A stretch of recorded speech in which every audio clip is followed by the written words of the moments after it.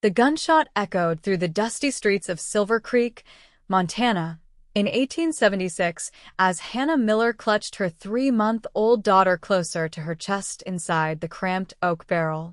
The baby's tiny mouth opened to cry, but Hannah quickly pressed a gentle finger against her lips, tears streaming down her own dirt-smudged face.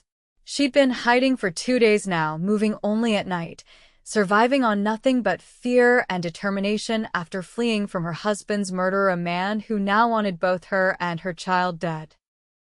"I promise we'll be safe soon, Elizabeth," Hannah whispered, her cracked lips brushing against the infant's forehead. The smell of whiskey that once filled the barrel now mingled with sweat and desperation. Her legs cramped painfully as she maintained her awkward crouch, the wooden slats digging into her back. Every sound outside the barrel sent her heart racing, horse hooves on packed dirt, men's voices, the creak of wagon wheels, any of which could belong to the man hunting them. Night was falling again, the light filtering through the barrel's cracks growing dimmer. Hannah knew she would need to move soon, find water and something to eat. Her milk was drying up from dehydration, and Elizabeth was growing weaker with each passing hour. They couldn't survive like this much longer. Then she heard it, boots scuffing the ground just outside her hiding place. Hannah froze, holding her breath, willing her baby to stay silent. The footsteps stopped right beside the barrel. "That's strange," a deep voice mused. "Cooper usually keeps his empty barrels around back." Hannah's heart thundered in her chest as she saw a shadow fall across the sliver of light coming through a crack. The lid above her began to move. In desperation, Hannah curled herself tighter around Elizabeth, making herself as small as possible, but there was nowhere to hide within the hiding place itself. Light flooded in as the lid was completely removed. A man's face appeared, haloed by the setting sun behind him. Hannah could barely make out his features, but she saw him freeze when he spotted her. His silhouette showed broad shoulders and a cowboy hat. "Please," Hannah whispered, tears streaming down her face. "Please don't hurt my baby." The man crouched down, and his face came into focus, weathered but kind, with deep blue eyes that widened in surprise. He looked to be in his early 30s, with sandy brown hair visible beneath his hat. "Madam," he said softly, "you don't have to hide anymore." Hannah clutched Elizabeth tighter, uncertain, her body trembling. "You don't understand. He'll find us. He'll kill us both." The man glanced around quickly, then looked back at her with determination in his eyes. "My name's Adam Reed. I own a small ranch just outside town. I don't know who's after you, madam, but I can help you. You and your little one can't stay in this barrel." Elizabeth chose that moment to let out a hungry whimper, her tiny face reddening with effort. Adam's expression softened at the sound. "That little one needs food and proper shelter, and by the looks of it, so do you." Hannah hesitated, years of trust beaten out of her by her late husband and then shattered completely by the man who murdered him. But Elizabeth's cry grew stronger, and Hannah knew she had no choice. Her baby would die if they remained hidden. "How do I know I can trust you?" Hannah whispered. Adam extended his hand but didn't reach into the barrel, allowing her the choice. "You don't. But I swear on my mother's grave, I mean you no harm. My ranch is secluded, defensible. Whoever's after you won't find you there, at least not easily." Hannah looked into his eyes, searching for any sign of deception. She found none.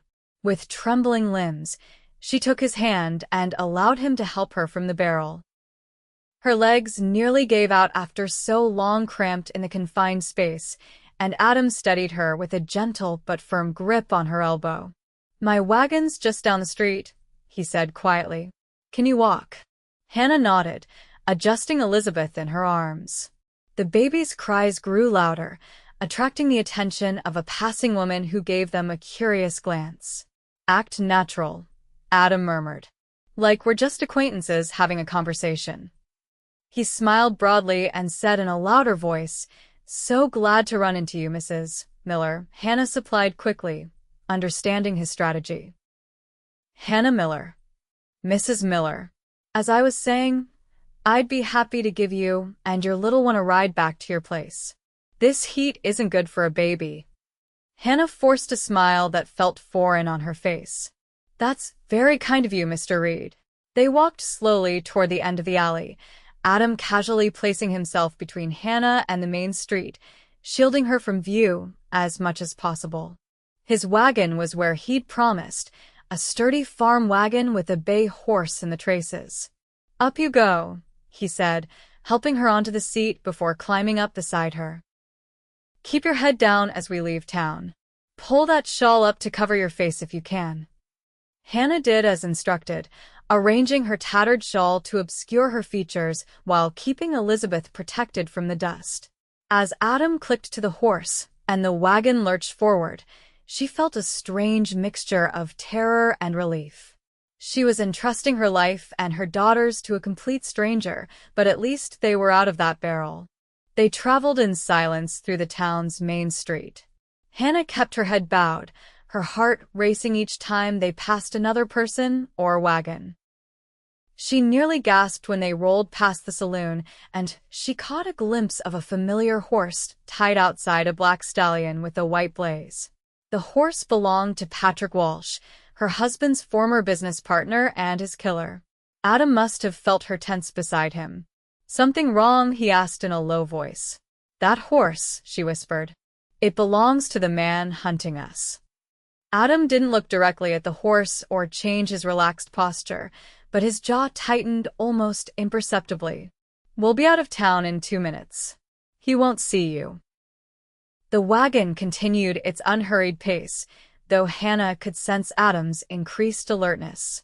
Her entire body remained rigid until they crossed the wooden bridge marking the edge of Silver Creek, and only then did she allow herself to take a deeper breath. My ranch is about 5 miles out, Adam told her, his voice more normal now that they were away from prying ears. Not much to look at, but it's mine, free and clear. Got a spare room you and your little one can use. Hannah looked down at Elizabeth, who had finally quieted, her tiny mouth working in hungry motions.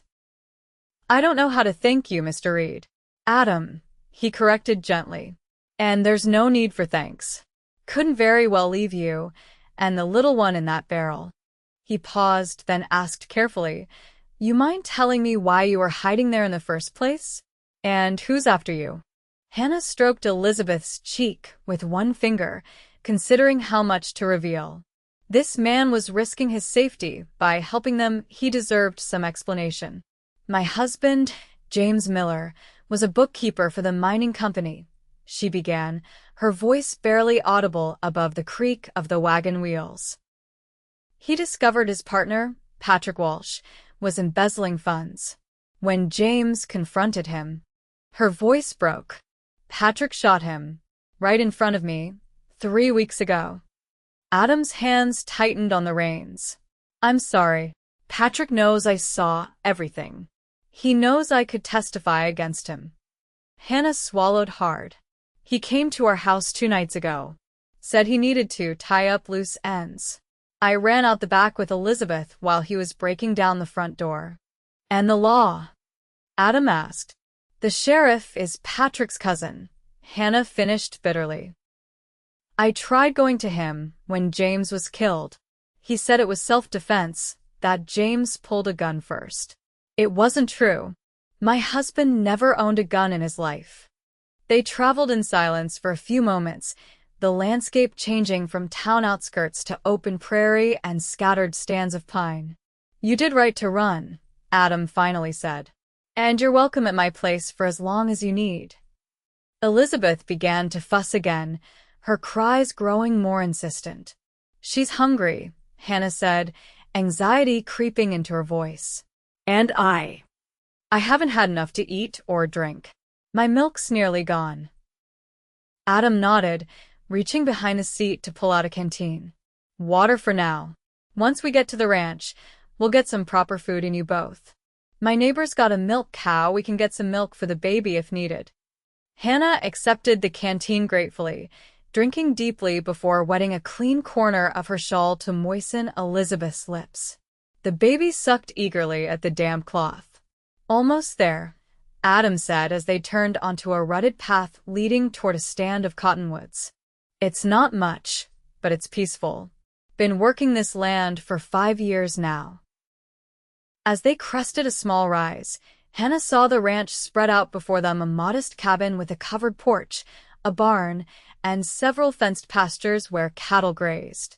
Smoke curled from the chimney, and a dog bounded toward the wagon, barking excitedly.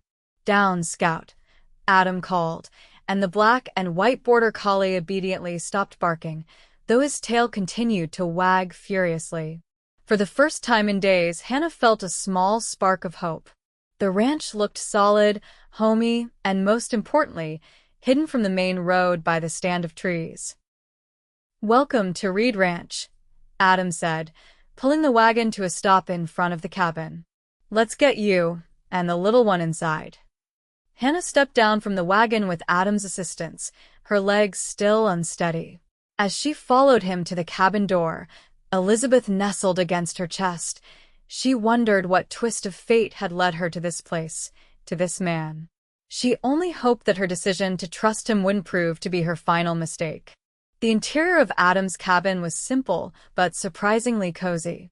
A stone fireplace dominated one wall, with a rocking chair positioned nearby.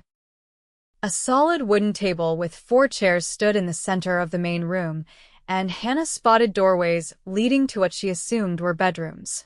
"The spare room's through there," Adam said, pointing to one of the doors.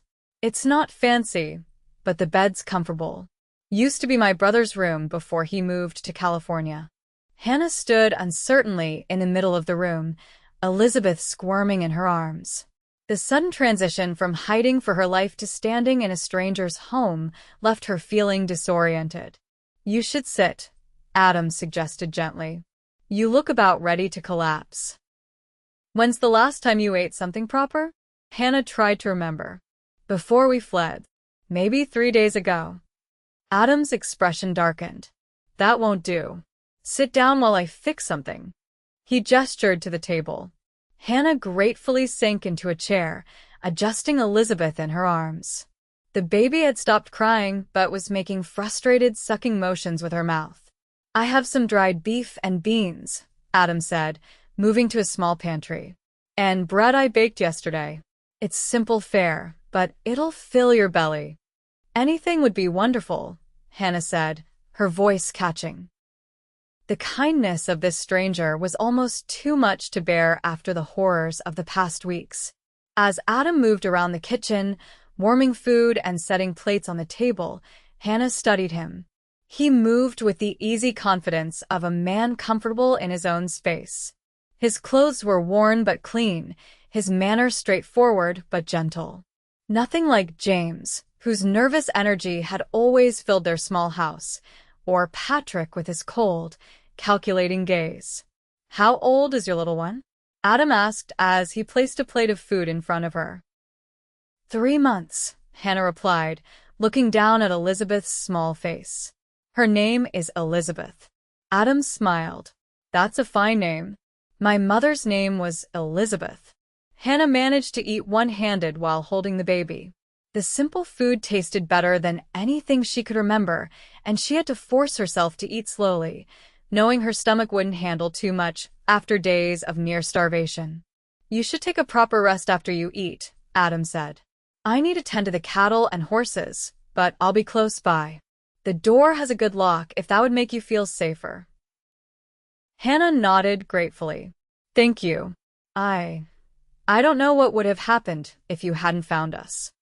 A shadow crossed Adam's face. "No need to think on that now. You're here and you're safe." He paused, then added, "This Walsh fellow, what's he look like? In case he comes asking around." "Tall, dark hair with gray at the temples. Has a scar across his left cheek," Hannah described. "Always dresses like a gentleman, but his eyes." She shuddered. "They're empty. Cold." Adam nodded. "I'll keep watch. No one comes up this way often, but I'll be alert." After finishing her meal, Hannah followed Adam to the spare room. It was small but clean, with a bed covered in a patchwork quilt, a simple dresser, and a washstand. "There's water in the pitcher," Adam said. "Towels in the drawer. Make yourself at home." He hesitated at the doorway. "I've got some things that might fit you in the trunk that belonged to my sister-in-law before they moved west. And I can rig up a cradle for the little one." Hannah felt tears welling in her eyes. "Why are you doing all this for us? You don't know me." Adam was quiet for a moment, his gaze dropping to Elizabeth. "My wife and son died in childbirth 3 years ago," he said finally, his voice low. "If someone had been there to help them, maybe things would have been different." He looked up, meeting Hannah's eyes. "Get some rest. You're safe here."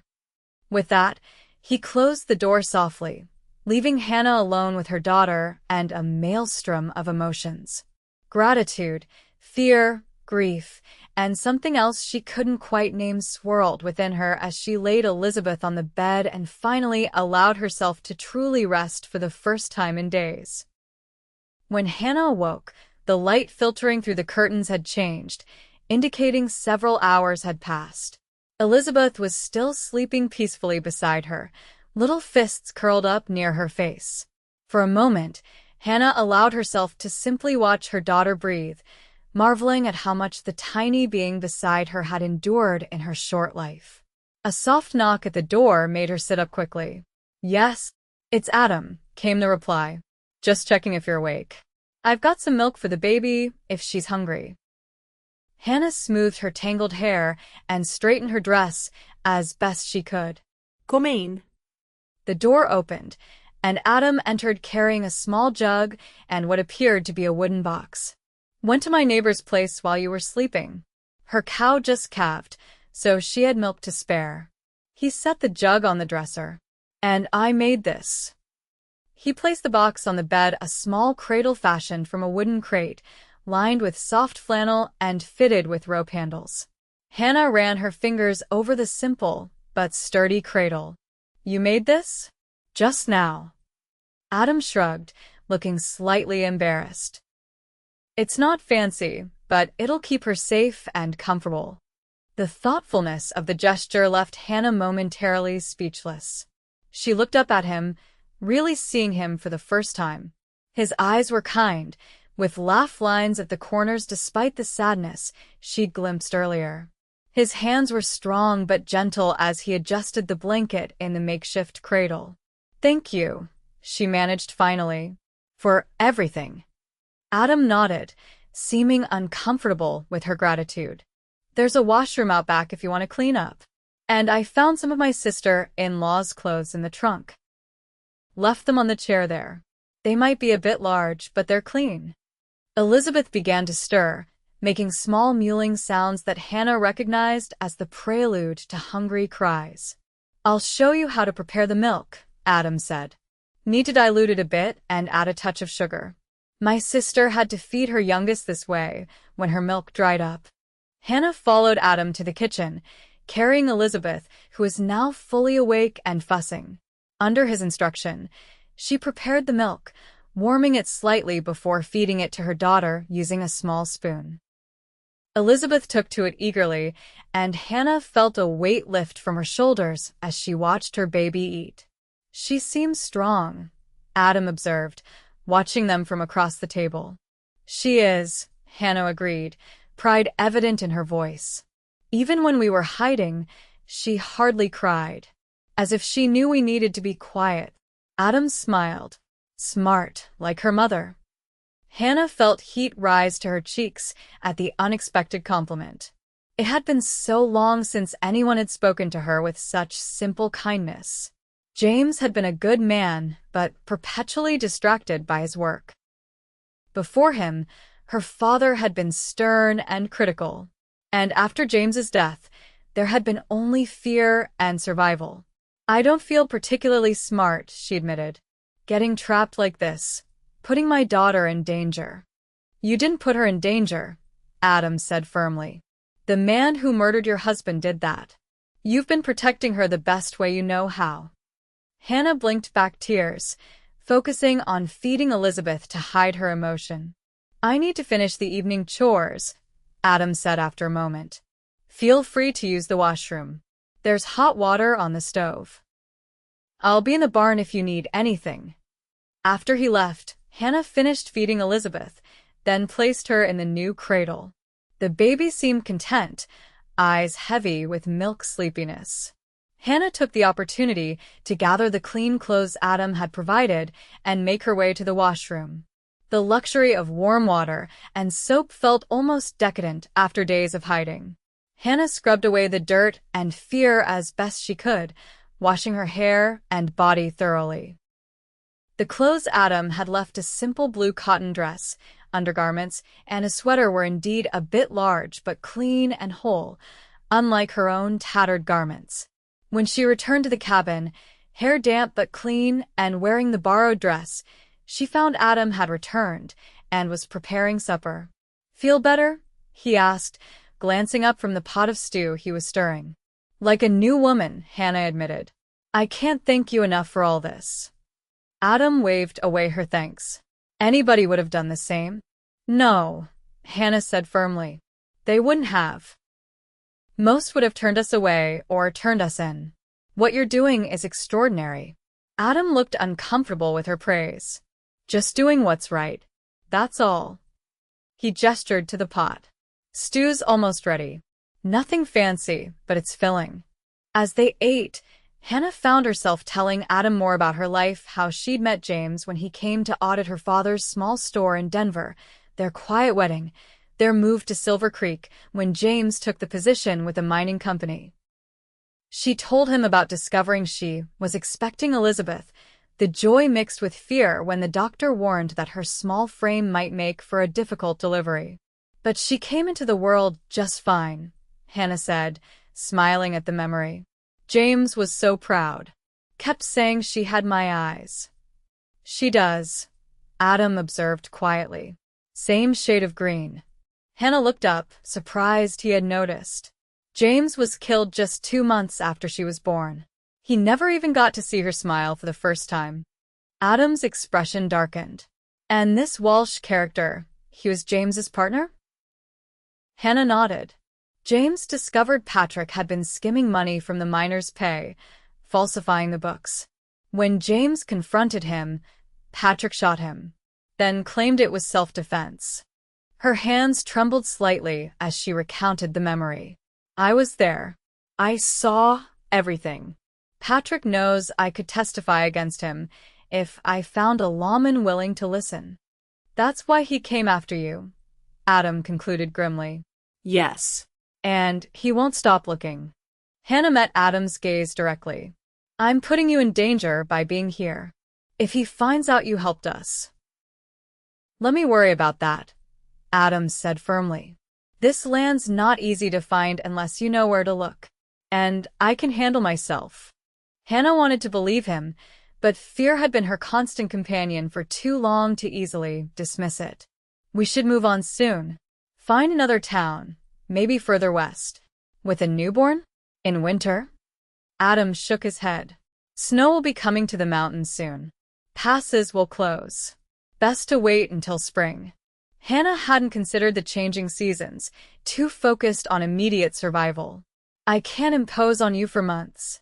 Adam's expression softened. "It's no imposition.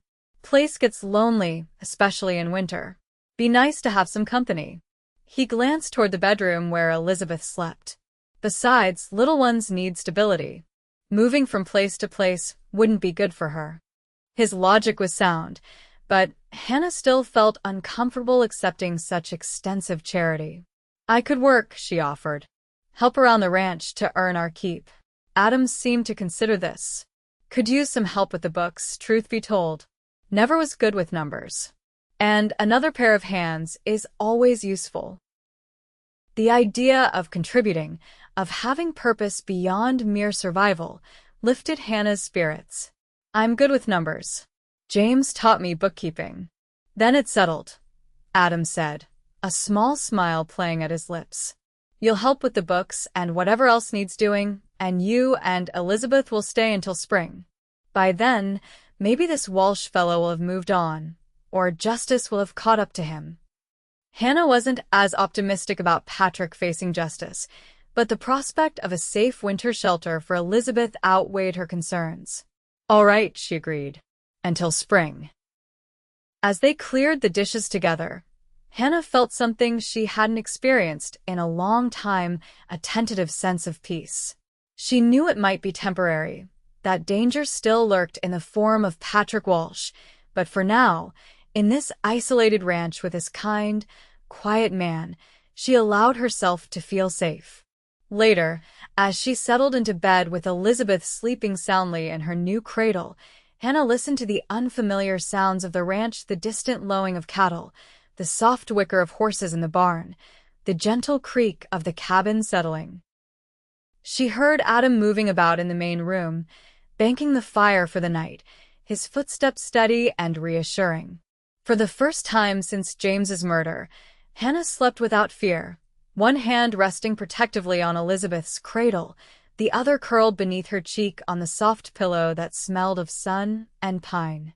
The next few days established a rhythm to life at Reed Ranch. Hannah rose early with Elizabeth, feeding and bathing her before helping Adam prepare breakfast. While he tended to the livestock, Hannah kept the cabin in order and began organizing Adam's haphazard financial records. The work was familiar and comforting, reminding her of happier times while giving her a sense of purpose. Adam had been honest about his bookkeeping. It was a mess of scrawled figures and incomplete ledgers. Hannah set about creating a proper accounting system, carefully noting income from cattle sales and expenses for feed and equipment. "You're a miracle worker," Adam declared on the fourth day, examining her neat columns of figures.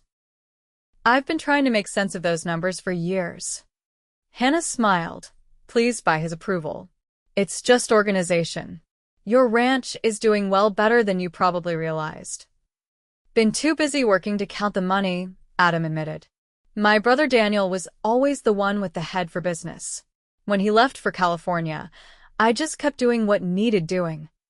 Hannah had noticed that Adam rarely spoke of his past or his family beyond occasional mentions of his brother and his deceased wife. She sensed there were painful memories there that he preferred not to disturb, just as she tried not to dwell on her own losses. On the fifth day, a driving rain kept them indoors. Adam sat at the table cleaning his rifle while Hannah mended one of his shirts. Elizabeth lay on a blanket near the fire, kicking her legs and making soft cooing sounds. "She's growing already," Adam observed, glancing at the baby. Hannah nodded. "The regular meals and safety have been good for both of us." Adam was quiet for a moment, his hands stilling on the rifle.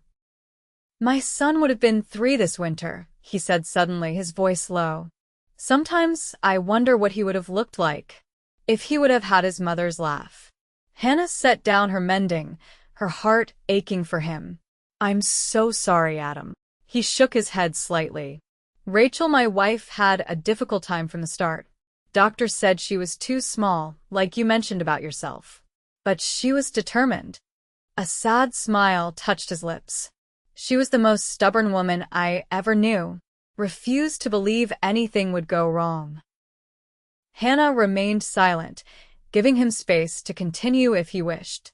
"The labor went on too long," he said after a moment.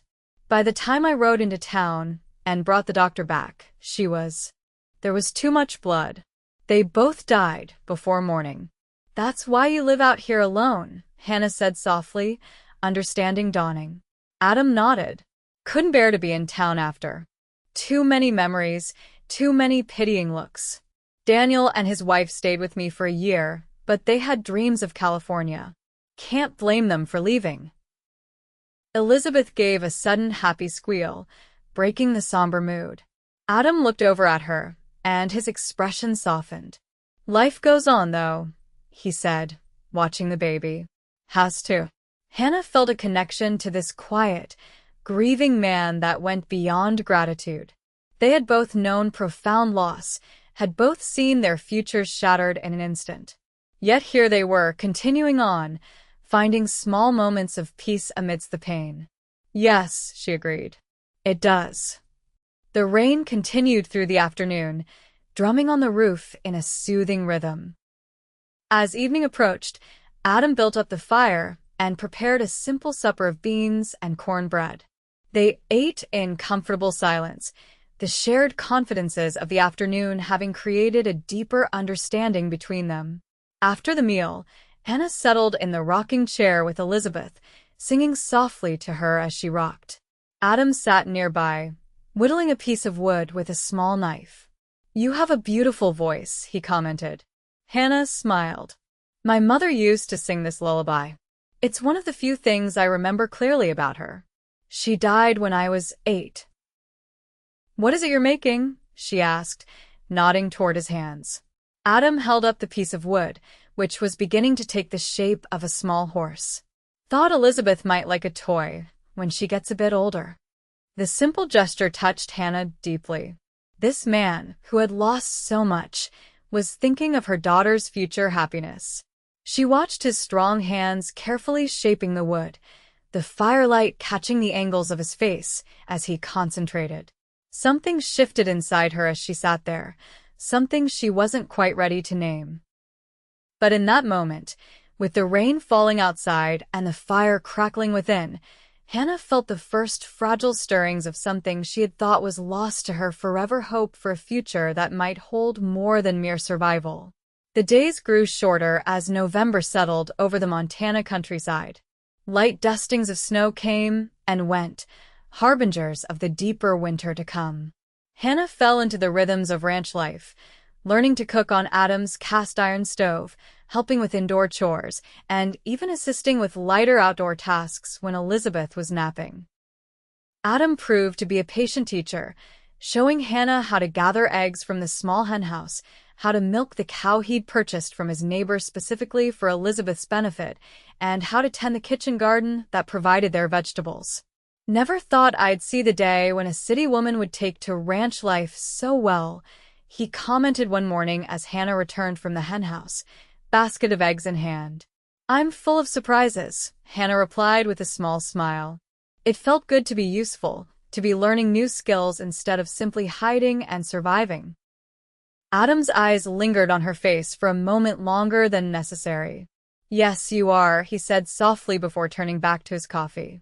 Such moments had been occurring more frequently. Glances held a beat too long, hands brushing when passing dishes at supper, a warmth in Adam's voice when he spoke her name. Hannah wasn't sure what to make of these subtle changes. Part of her was drawn to Adam's quiet strength and kindness, but another part remained wary, protective of her still healing heart. And always, in the back of her mind, lurked the knowledge that Patrick Walsh was still out there, that their safety was fragile, temporary. These thoughts preoccupied her as she worked in the cabin one afternoon while Adam repaired fences in the north pasture. Elizabeth was sleeping in her cradle, which Adam had improved with rockers carved from spare lumber. Hannah was kneading bread dough, finding satisfaction in the simple, physical task, when the sound of approaching hoofbeats made her freeze. Visitors were rare at Reed Ranch. In the month she had been there, only the neighbor, Mrs. Holloway, had come by, delivering eggs and gossip in equal measure. Adam handled his business in town, deliberately keeping Hannah's presence at the ranch a secret. Hannah wiped her hands on her apron and moved quickly to the window, careful to stand to the side where she wouldn't be easily visible. A rider was approaching a stranger on a dappled gray horse. Not Patrick Walsh's black stallion, but that didn't mean it wasn't one of his men. Elizabeth chose that moment to wake, her cries filling the cabin. Hannah rushed to the cradle, lifting her daughter and holding her close, mind racing. The rifle Adam kept by the door was loaded. He had shown her how to use it, just in case. But she hoped it wouldn't come to that. The rider dismounted in front of the cabin, and Hannah's heart raced as boots thumped on the porch steps. A knock sounded at the door. "Hello? Anybody home?" called a male voice, unfamiliar, but not threatening. Hannah remained silent, moving to the corner of the room furthest from the door, one hand gently covering Elizabeth's mouth to quiet her cries. Adam Red? It's Deputy Marshal Wilson. Got a message for you from town. A deputy. It could be legitimate or it could be a trap. Patrick Walsh had friends in law enforcement.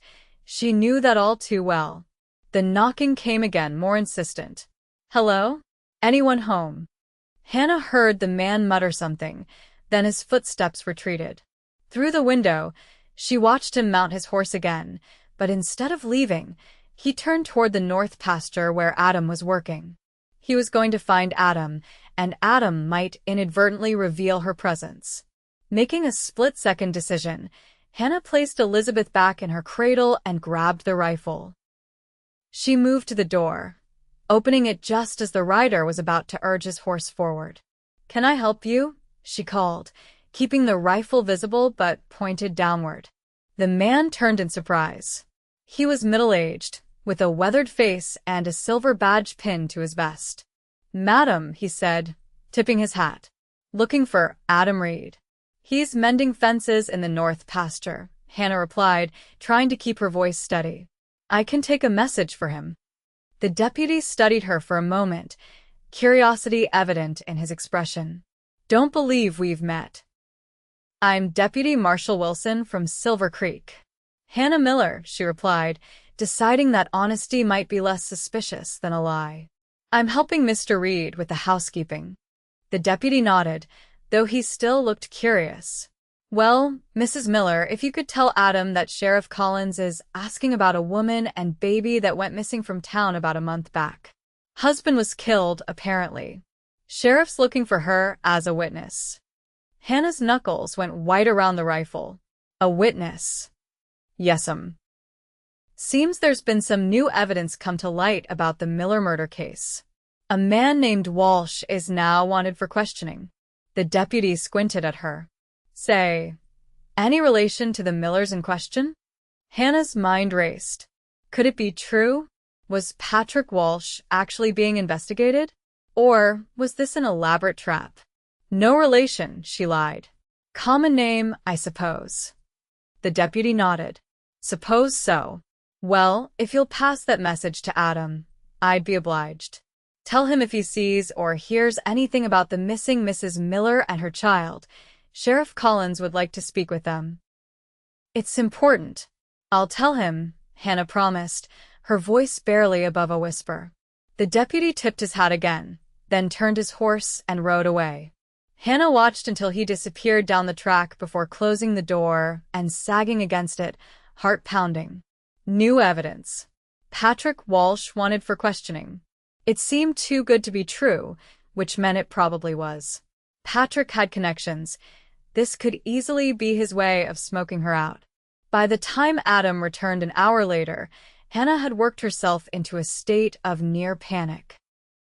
She met him at the door, words tumbling out as she recounted the deputy's visit. Adam listened gravely, his expression darkening. "I know Wilson. He's a good man, not from around here originally. Not likely to be in Walsh's pocket." "But the sheriff, Collins, is new," Adam said. "Took over when the old sheriff retired 2 months ago. Don't know much about him, but he's not Walsh's cousin that would have been the previous sheriff, Dawson." Hannah had known there had been a change in law enforcement. So it could be legitimate?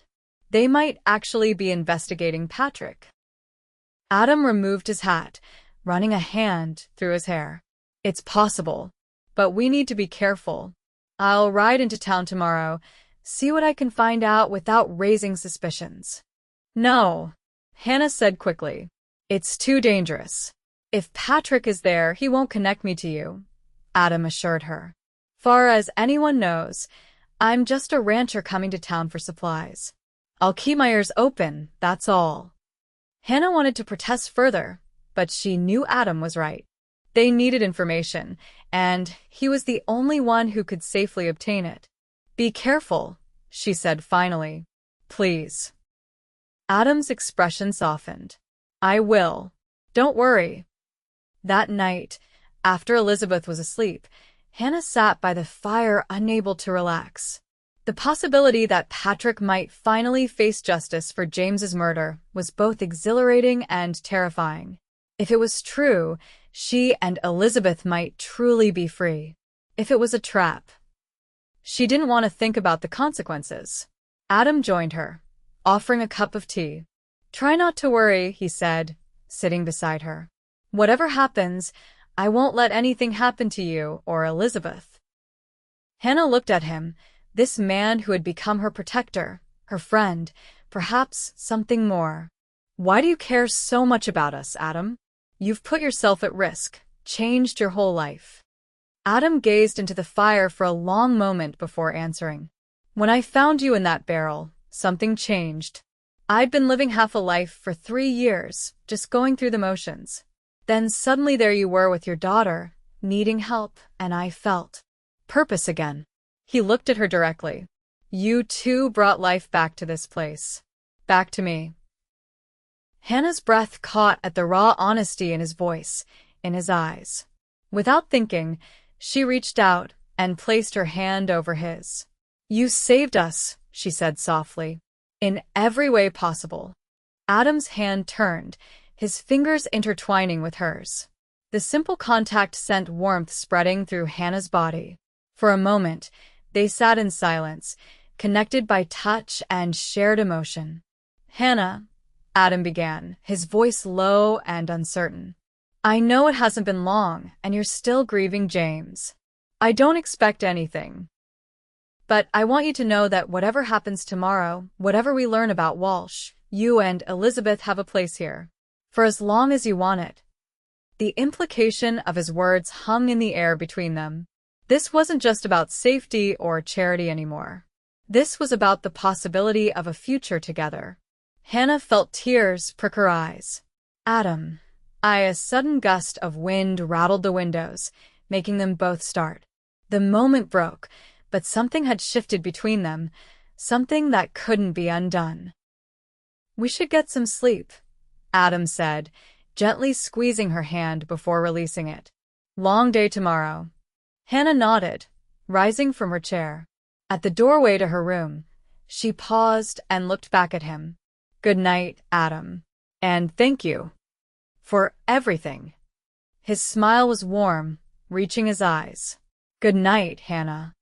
As she closed her door, Hannah pressed a hand to her heart, feeling it race beneath her palm. For the first time since finding herself widowed and hunted, she allowed herself to imagine a different future, one with this quiet, kind man who had opened his home and his heart to her and her daughter.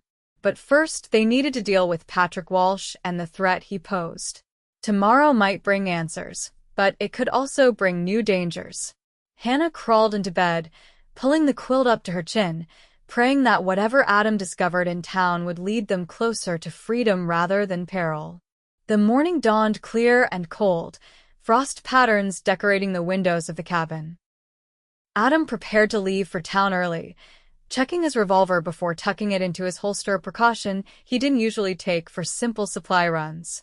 "I should be back by mid-afternoon," he told Hannah as she handed him a bundle of food for the journey. "If I'm not back by nightfall." "Don't say it," Hannah interrupted. "You'll be back."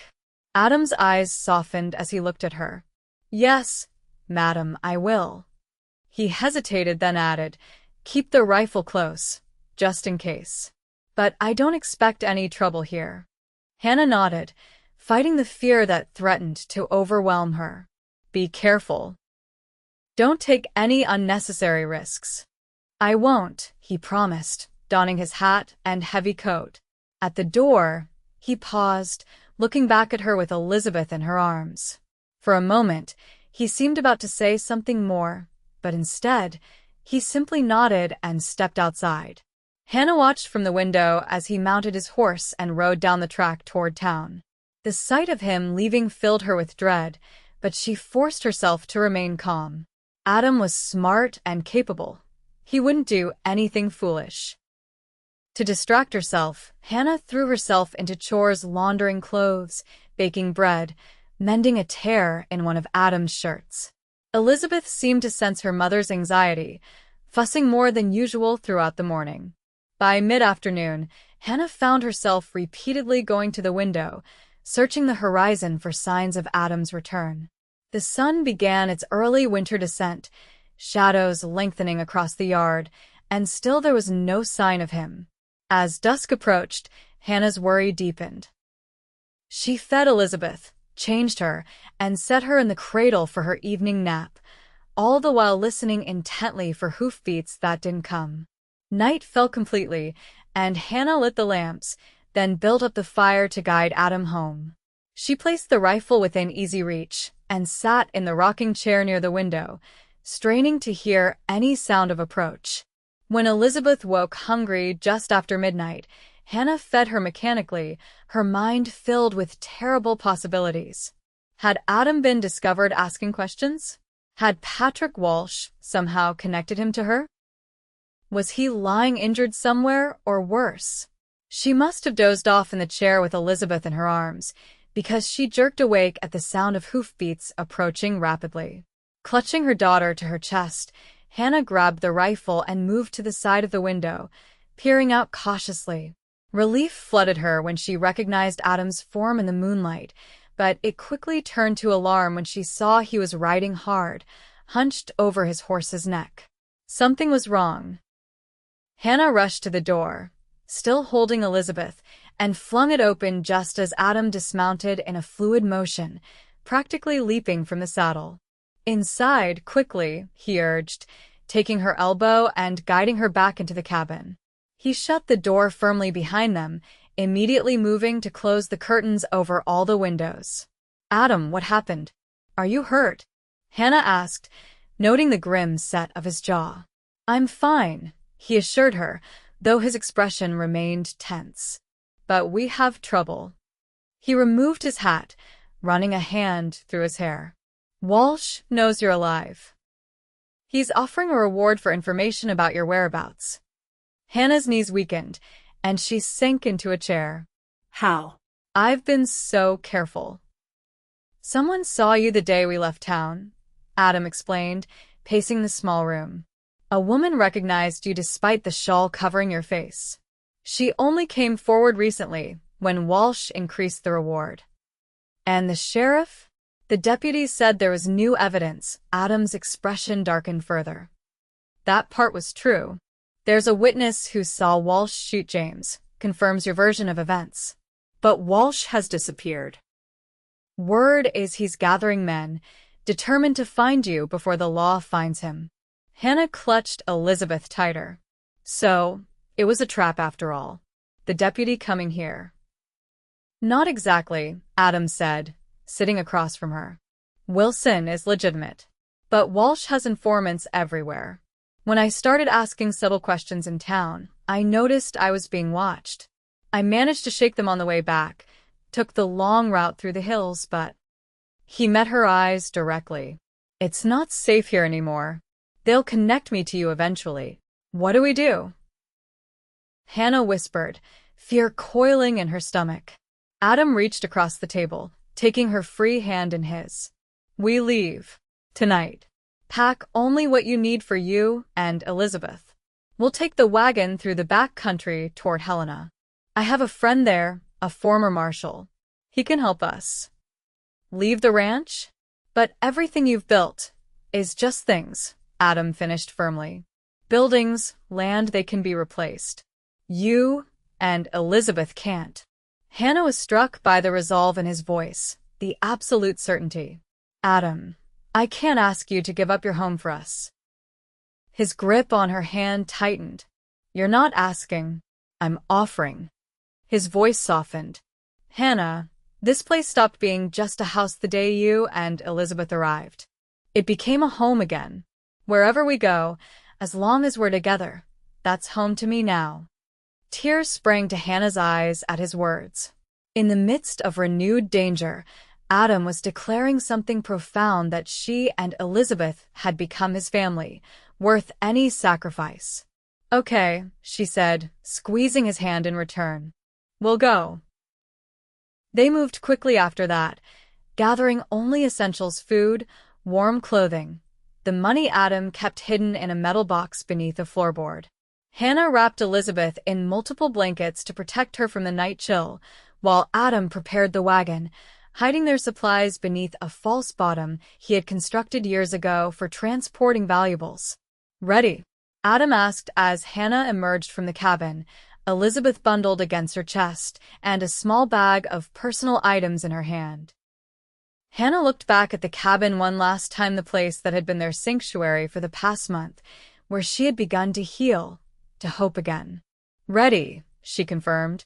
Adam helped her into the wagon, then climbed up beside her. He had chosen not to bring a lantern, relying instead on the bright moonlight to guide their way. The darkness would help conceal their departure. "Stay low," he instructed as they began moving, taking a narrow track behind the barn that Hannah hadn't noticed before. This old hunting trail connects to the Helena Road eventually, but it's rarely used. "With luck, we'll have a good head start before anyone realizes we're gone." Hannah held Elizabeth close, the baby mercifully sleeping through the jarring journey. The wagon moved slowly through the wooded terrain, Adam carefully guiding the horses around obstacles. Every snap of a twig, every rustle in the underbrush made Hannah tense, imagining pursuers closing in. "How far to Helena?" she asked quietly after they had been traveling for about an hour. 3 days by this route," Adam replied, his eyes constantly scanning their surroundings. "We'll avoid the main roads and towns. I know places we can stop safely." 3 days of running, of looking over their shoulders. Hannah tried to focus on the hope at the end, Adam's friend, the possibility of real justice for James, a life free from fear. But the night was long, and danger felt very close. As dawn broke, painting the eastern sky with pale light, they emerged from the forest onto a ridge overlooking a vast valley. Adam halted the wagon in a copse of trees, well hidden from the trail below. "We'll rest here for a few hours," he decided. "Get some sleep if you can. I'll keep watch." Hannah was exhausted, the stress and fear of the night having drained her completely. She created a small nest of blankets in the back of the wagon for herself and Elizabeth, who had woken hungry but was now sleeping again after being fed. "Wake me in a few hours," Hannah told Adam. "You need rest too." He nodded, though Hannah suspected he had no intention of sleeping. As she settled in the blankets, Elizabeth tucked securely beside her, she watched Adam position himself at the edge of their hiding place, rifle across his knees, his posture alert despite the long night. In that moment, despite the danger, despite the uncertainty of their future, Hannah felt a surge of emotion so powerful it took her breath away. This man was risking everything for them, had abandoned his home without hesitation to keep them safe. The realization crystallized something that had been forming in her heart for weeks. She loved him. The thought should have frightened her. It was too soon after James, too complicated with Patrick Walsh still hunting them. But instead, it filled her with a strange calm. Whatever happened in the days ahead, she was no longer facing it alone. She had found something she never expected to find again: a partner, a protector, a love that had grown quietly in the shelter of his ranch and was now strong enough to sustain them on this dangerous journey. With that thought warming her despite the morning chill, Hannah finally drifted into an exhausted sleep, one hand resting protectively on Elizabeth, the other reaching toward Adam's vigilant silhouette. The journey to Helena proved even more arduous than Adam had predicted. They traveled primarily at night, using the moon and stars for navigation, hiding during daylight hours in abandoned barns, dense thickets, or once, a cave Adam knew from his younger days as a trapper. Elizabeth bore the difficult journey with surprising resilience, sleeping through much of the rough wagon ride and waking only when hungry or uncomfortable. Hannah marveled at her daughter's strength, drawing courage from the tiny being who depended so completely on her. On the second night, as they paused to rest the horses near a small creek, Adam finally voiced the concern that had been evident in his watchful vigilance. "I think we're being followed," he said quietly, handing Hannah a cup of coffee heated over their small, smokeless fire. Hannah's hand froze halfway to her lips. "Walsh's men." Adam nodded grimly. Caught sight of riders on the ridge about an hour back. They're keeping their distance, but they're there. How many? Hannah asked, fighting to keep her voice steady. 3, maybe 4. Adam's hand moved unconsciously to his revolver. We're still ahead of them, and we know this country better. We'll be fine. But his reassurance sounded hollow, even to Hannah's desperate ears. 2 people with a baby against 4 armed men, the odds weren't in their favor. Maybe we should separate, Hannah suggested reluctantly. You could create a diversion, lead them away while Elizabeth and I continue to Helena. Adam's expression hardened. Absolutely not. I'm not leaving you 2 alone. But if they catch all of us, they won't, Adam said with finality. We stay together. Hannah didn't argue further, secretly relieved. The thought of continuing without Adam was terrifying, even if it might have been safer in theory. They moved on after only a brief rest, pushing the horses harder than Adam would have liked. The terrain grew more rugged as they approached the foothills leading to Helena, the wagon jolting over rocks and through shallow streams. By dawn of the 3rd day, exhaustion had settled bone deep into both of them. They found shelter in an abandoned line shack used by cattle drivers during the summer months. It was little more than 4 walls and a roof, but it offered concealment and a chance for proper rest. We should reach Helena by nightfall, Adam said as he checked the horses, making sure they were securely hidden behind the shack. Just need to get through today without being spotted. Hannah nodded, feeding Elizabeth while sitting on a rickety chair, the only furniture remaining in the shack. Your friend, will he really be able to help us? Marcus Cooper was the best marshal in the territory before he retired, Adam confirmed. If anyone can ensure Walsh faces justice, it's him. And he owes me a favor. I saved his life during a blizzard 5 years back. Hannah wanted to believe it would be that simple, but weeks of fear and flight had made her cautious. And if Walsh's men in Helena too? Adam knelt beside her chair, his expression serious. Then we keep running. East, maybe. Or north to Canada. Wherever we need to go to keep you and Elizabeth safe. He paused, then added softly, I meant what I said back at the ranch, Hannah. Wherever we are together, that's home now. Hannah's throat tightened with emotion. She shifted Elizabeth to one arm and reached out with her free hand to touch Adam's cheek. I never thought I'd find someone like you. After James died, I thought that part of my life was over. Adam turned his face slightly, pressing a kiss to her palm. I felt the same after Rachel. Like the best parts of me died with her and our son. His blue eyes held hers steadily. You brought those parts back to life. The tenderness of the moment enveloped them, creating a bubble of peace in the midst of their desperate flight. Hannah leaned forward, drawn by an irresistible force, and Adam met her halfway. Their lips touched in a kiss that was gentle, yet filled with promise of comfort, of passion, of a future together, if they could only survive the present danger. When they parted, Adam rested his forehead against hers. When this is over, he whispered, when you're safe, I want to do this properly. Court you the way you deserve. Hannah smiled, her heart full despite their precarious situation. I think we're well past formal courting, Adam read. A matching smile curved his lips. Maybe so, but his words were cut short by the sound of approaching horses, multiple riders moving fast toward the shack. Adam was on his feet instantly, rifle in hand, moving to the small window. For riders, he reported tersely. Coming straight for us.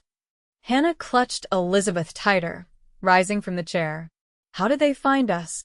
Doesn't matter now, Adam said grimly. Back door. Quickly. They moved toward the rear of the shack, but before they could reach it, a voice called out from outside. We know you're in there, Reed. Come out with the woman and the baby, and nobody needs to get hurt. Adam positioned himself in front of Hannah and Elizabeth, his expression resolute. Stay behind me, he murmured. If there's a chance to run, take it. Don't look back. Hannah shook her head fiercely. I'm not leaving you. Elizabeth needs her mother, Adam countered. Promise me, Hannah. Before she could respond, another voice called out, one that made Hannah's blood run cold. Mrs. Miller, it's Patrick Walsh. We need to talk about what you think you saw the day your husband died. Come out now, and I'll be reasonable. Adam's jaw tightened. That's him. Hannah nodded, unable to speak past the terror closing her throat. The man who had murdered James, who had hunted her across the territory, was just outside. Last chance, Reed. The first voice called again. Send them out, or we're coming and shooting. Adam's eyes met Hannah's, a silent communication passing between them. Then he moved to the side window, keeping low. There's a root cellar, he whispered, pointing to a nearly invisible trapdoor in the floor partly covered by dirt. Get in there with Elizabeth. Whatever happens, stay hidden until you're sure it's safe. Adam, no, please, Hannah, he implored. I can't fight them effectively if I'm worried about you and Elizabeth being hit by a stray bullet. The logic of his argument pierced her fear. Reluctantly, Hannah knelt and pulled up the trapdoor, revealing a small space below just large enough for her and Elizabeth to hide in. The smell of earth and old potatoes wafted up. I love you, she whispered fiercely, looking up at Adam. Don't you dare die on us. A brief smile touched his lips. I love you too. Now go. Hannah climbed down into the cellar, Elizabeth held securely against her chest. The baby, sensing her mother's fear, remained unusually quiet. Adam closed the trapdoor gently, pushing dirt back over it with his foot to conceal it. Through the thin wooden slats, Hannah could hear Adam moving across the shack, then his voice, raised to carry outside. I'm coming out. Hold your fire. Hannah's heart pounded so loudly she feared it might give away her hiding place. She heard the front door creak open, then Adam's steady footsteps on the porch. Where are they, Reed? Patrick Walsh's voice demanded. Gone, Adam replied evenly. Sent them on ahead with a friend while I doubled back to throw you off their trail. A harsh laugh. You expect us to believe that? Search the place if you don't believe me, Adam challenged. They're not here. Hannah held her breath as heavy footsteps entered the shack. She could hear men moving above, overturning the chair, checking the corners. A pair of boots stopped directly over the trapdoor, and Hannah froze, pressing her hand gently over Elizabeth's mouth in case she made a sound. Nothing here, boss, a gruff voice finally reported. Check the barn, Walsh ordered. And the surrounding area. They can't have gone far. The boots moved away, and Hannah exhaled silently in relief. But her respite was short-lived. Now, Reed, Walsh's voice continued, you're going to tell me exactly where you sent Mrs. Miller and her brat. Like I said, they're not your concern anymore, Adam replied, his voice cold. That woman is a liability to me, Walsh snapped. She's the only witness who can connect me to Miller's death. I can't let her testify. The law's already looking for you, Walsh, Adam said. Killing her won't change that now. A moment of silence, then Walsh spoke again, his voice lower, more menacing. You know, Reed, I've been wondering why a solitary rancher would risk everything for a woman and child he barely knows. Then it occurred to me maybe they never left. Maybe they're still here, listening to every word. Hannah's blood turned to ice at Walsh's words. Above her, she heard Adam's sharp intake of breath. Mrs. Miller, Walsh called loudly. If you can hear me, you should know that your protector here can't save you. Come out now, and perhaps I'll be merciful. Stay hidden, and I'll put a bullet in Reed's head before I find you anyway. Elizabeth squirmed against Hannah's chest, disturbed by her mother's racing heartbeat. Hannah fought to remain absolutely still, absolutely silent, though every instinct screamed at her to go to Adam's aid. She's not here, Walsh, Adam insisted. And even if she were, threatening me wouldn't bring her out. She's stronger than you think. We'll see about that, Walsh replied ominously. What happened next was a blur of sound, a scuffle, a grunt of pain that Hannah recognized as Adam's, then the deafening report of a gunshot. Hannah bit her lip to keep from crying out, tasting blood. "Search again," Walsh ordered, his voice tight with fury. "Tear this place apart if you have to." More footsteps, more sounds of destruction above. Hannah curled herself around Elizabeth, praying the baby wouldn't cry, praying Adam wasn't badly hurt or worse. Then, miraculously, new voices joined the chaos, authoritative shouts ordering everyone to drop their weapons, the thunder of many horses approaching rapidly. U.S. Marshals. Everyone on the ground now. The command was followed by more gunshots, shouts, the sound of running. Hannah remained frozen in her hiding place, unsure if this new development was salvation or further danger. The chaos above continued for several minutes, then gradually subsided. Hannah heard unfamiliar voices giving orders, the sound of men being restrained. "Adam Reed," a deep voice called. "Marcus Cooper, U.S. Marshal. You in there, son?" "Cooper," Adam's voice responded, weak but alive. Relief flooded through Hannah at the sound. "Over here. I'm hit, but it's not bad." "Where's the woman and child?" "The ones you wrote to me about." "Hidden," Adam replied. "Safe, I hope." Heavy footsteps approached the trapdoor. Hannah tensed, ready to fight if necessary, but when the door lifted, it was Adam's face she saw, pale but determined, a bloodstain spreading across his left shoulder. "It's over, Hannah," he said softly. "Walsh is in custody. You're safe now." Hannah climbed out of the hiding place with Elizabeth, tears streaming down her face as she took in Adam's injury. "You're hurt." "Just a graze," he assured her, though the pallor of his face suggested otherwise. "Cooper got my message and brought a posse." Perfect timing. A tall, gray-haired man appeared beside Adam, supporting him. "So this is the lady worth getting shot for," he commented with a gentle smile. "Madam, your testimony will ensure Patrick Walsh hangs for murder." "You're a brave woman." Hannah barely heard him, her attention focused on Adam's wound. "He needs a doctor." "Got one with us," Cooper assured her. "Let's get you all to Helena. You've had quite an ordeal." As they emerged from the shack, Hannah saw Patrick Walsh and his men being loaded into a prison wagon, hands bound behind them. Walsh's cold eyes found her, and he lunged against his restraints. "This isn't over," he snarled. "Yes, it is," Marshal Cooper said firmly, pushing Walsh into the wagon. "You're done terrorizing this lady and her child." Hannah turned away from Walsh, focusing instead on Adam, who was now being attended to by a stocky man with a medical bag. Elizabeth, remarkably calm through the entire ordeal, reached out a tiny hand toward Adam, as if ensuring he was really there. "She's checking on you," Hannah said softly. Adam managed a smile through his pain. Brave, like her mother. He reached out with his good arm, touching Elizabeth's cheek gently before meeting Hannah's eyes. "I meant what I said before. All of it." Hannah nodded, tears threatening again. "So did I." Marshal Cooper approached after the doctor had bandaged Adam's shoulder. "Wagon's ready to take you to Helena. We'll get formal statements there, but the important thing is getting you all safe and rested."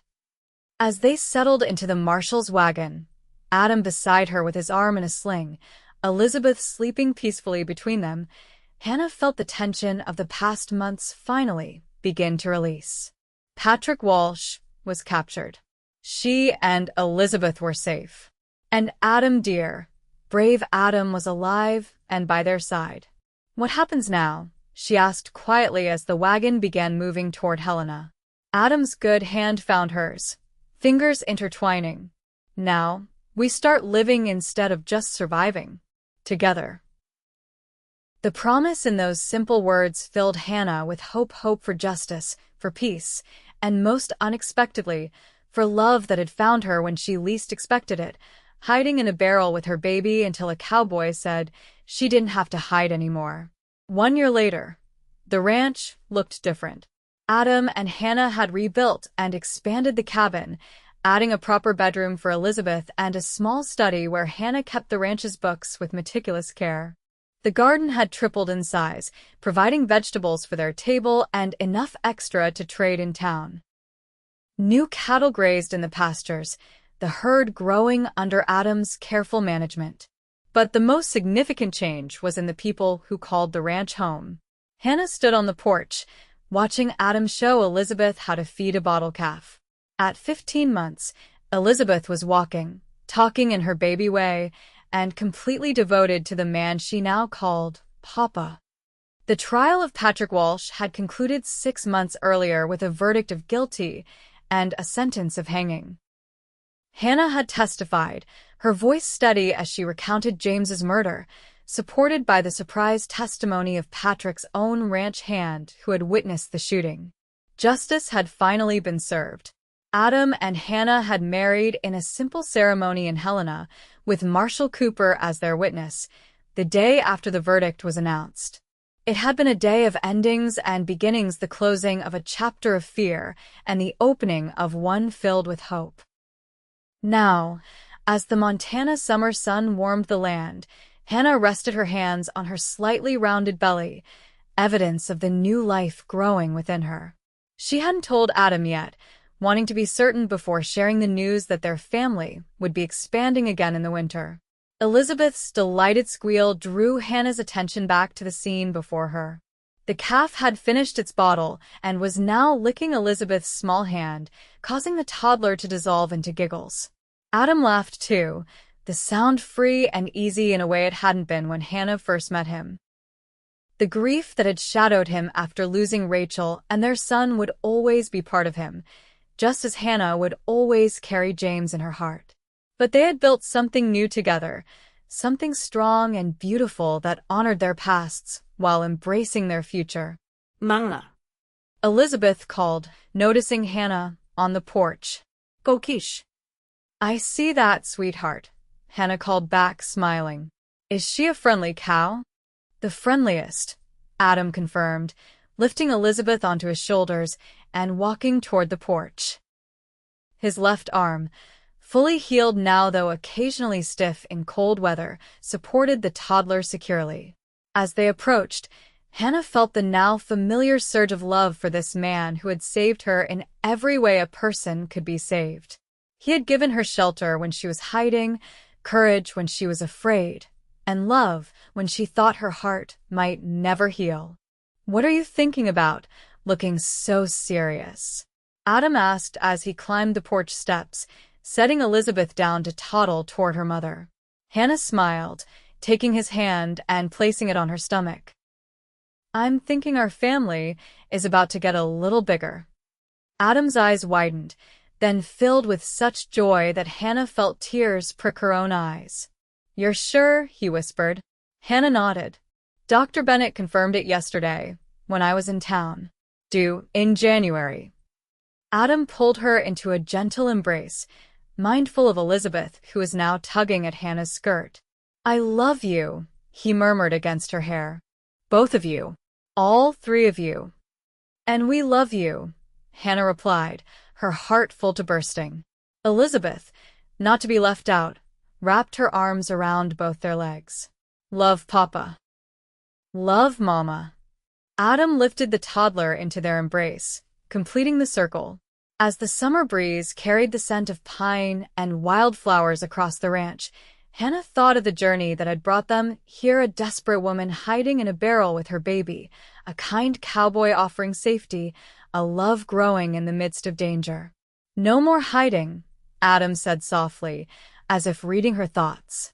"Not ever again."